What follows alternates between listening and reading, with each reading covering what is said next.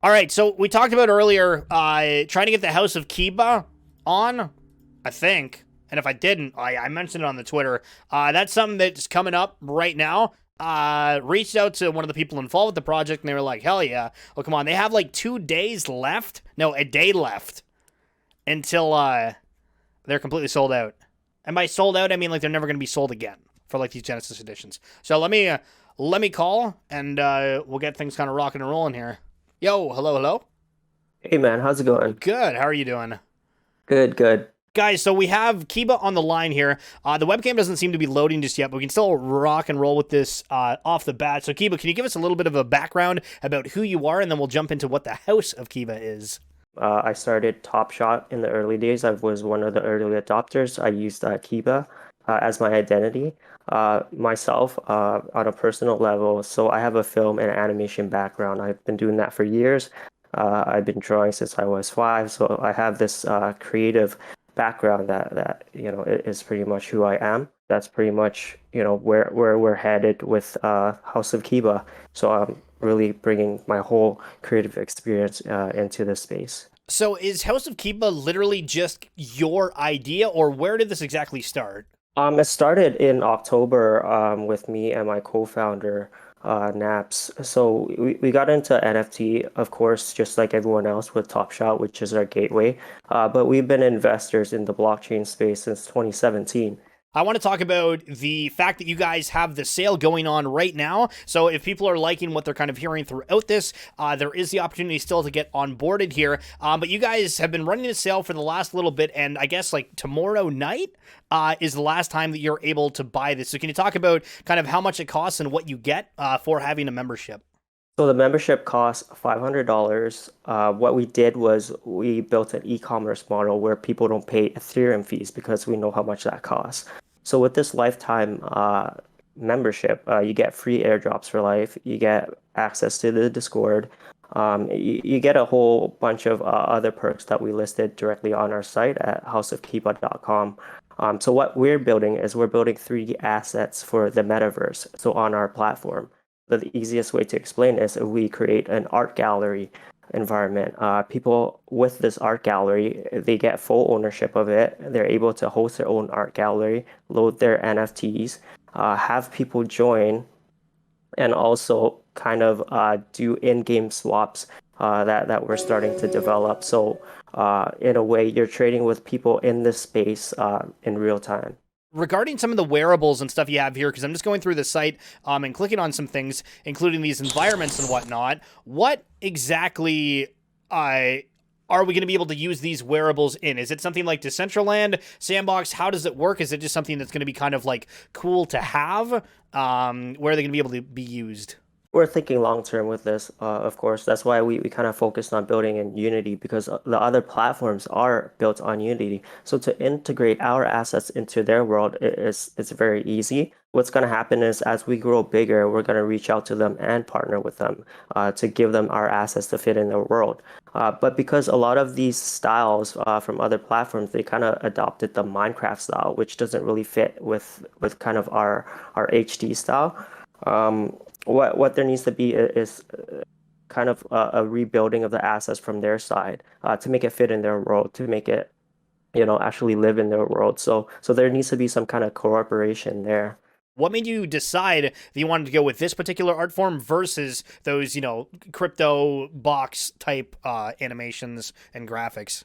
Going back to my background, I'm in the film and animation industry, so I'm really used to these kind of high quality models, and it gives us flexibility to reach out to clients in the future if they want to partner with us, not just platform clients, but IPs, celebrities, public figures, athletes. But we also have the flexibility to build another way as well.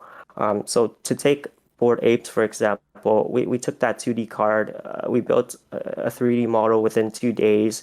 It's also print ready, which we demonstrated, and will be game ready. So what we're proving there is kind of a proof of concept where we can take pretty much anything and make it fit into our style.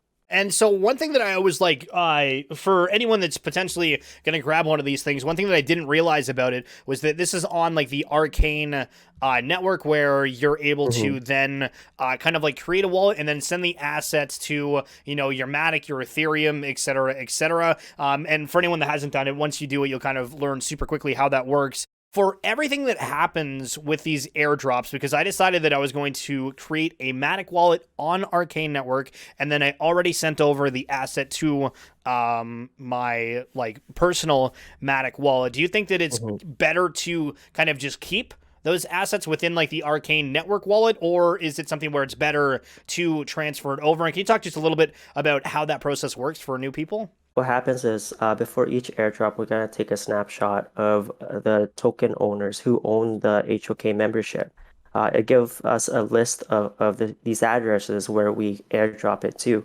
So you don't really need to kind of keep it in your Arcane wallet. You can move it to any Matic wallet, and then your airdrops will just show up there. Let's say I have just like I have a membership for myself, but I think that this is like an amazing project and I like want to like support it down the line because I think that there's going to be other people that want it. Is it something where if I buy like an additional membership, I'm able to then sell it to somebody else, or is that just singularly in my Arcane wallet and that's kind of it? So these memberships are NFTs in itself, so it's on a Matic blockchain. So as soon as you transfer it out to a different wallet, when we take a snapshot, we see a different address. So the benefits will go to the new user. So you can resell this as many times as you want.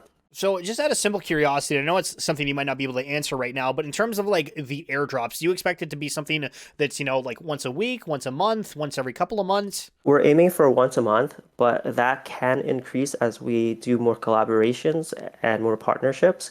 I'm waiting for a contract to be signed before I can announce anything. But we do have planned assets, monthly. For the app, because you guys also have an app. So what's the benefit of the app? Is it just something similar to how if you have like MetaMask on your phone, you can like open, see your wallet, you could, go and use OpenSea. Is this kind of the same thing where you're going to have your wallet integrated on House of Kibaa at all? Or is it just a spot for you to be able to look and see what some of the collections are? Or what is it going to be able to provide? So the great thing about 3D is you really just gotta build it once and then you can integrate it into different platforms. With that app, what you're able to do is log onto your mobile and use it as an AR app, say Pokemon Go. So if you own, say your ape, we already built the model where we can give you the 3D print ready model. We can also bring it into AR, just like the bonsai trees that kind of people are seeing. Because we already built the model, it doesn't cost us much to kind of integrate it to various platforms. So with the app, we're hoping to expand more use case and utility. I'm happy that everyone's excited. We're excited as well. We are trying to bring something new to the space, where a lot of NFTs are kind of 2D cards right now. So it's a lot of new tech, a lot of integration that's involved, but I believe we have the partners to actually execute it. Can you tease anything that might be coming up in the next couple of months that you're working on? Everything that House of Kiba has built that is branded toward us, we will drop. So their environments, the Kiba suit. So we're testing out the pet, right? Once we get pets down and be able to Dude, I kind of love that you got attach, pets. That's attach. amazing. At the end of the day, this is a game, right? It's based on the game. What we're doing is we're tying blockchain to it. So if you're able to kind of create this in traditional game worlds, you can totally do it in the blockchain world. Again, we have lots planned. We're trying to execute one thing at a time. And yeah, we're super excited. And so for the roadmap here, just kind of going over for it. So I guess we're in Q2 right now. So public launch, artist onboarding, Discord community launch, NBA Top Shot giveaway, finalizing agreements with XR organizations, blockchain backbone, and cornerstone clients. And then over in quarter three, we have 3D asset preview and testing. Assets begin to generate utility cross-platform. So that makes me think back to your point about the apes and kind of developing certain things like that. How does it work though? Because wouldn't you have to assign someone to create their specific avatar? Is it like an automated system, or how does that work? What we're building is a generator. So what it does is we build the base model first, and then from then we will build each and every asset one by one. So we have that on our server. Once everything is built, we just pull data from the chain. Say your exact ape. What we do is we scan for your smart contract and your token ID. We pull the traits down, and when you log into our server, it would match the traits with our assets. So in a way, only you can generate those assets. W. Okay, I love it. You guys have 10,000 of these left until like tomorrow, and then what happens with the rest of them? That so whether you sell out or not, like what happens for the leftover ones here? We burn it. We We burn it. burn it completely. So this way, we do the sale once. It's truly for early adopters.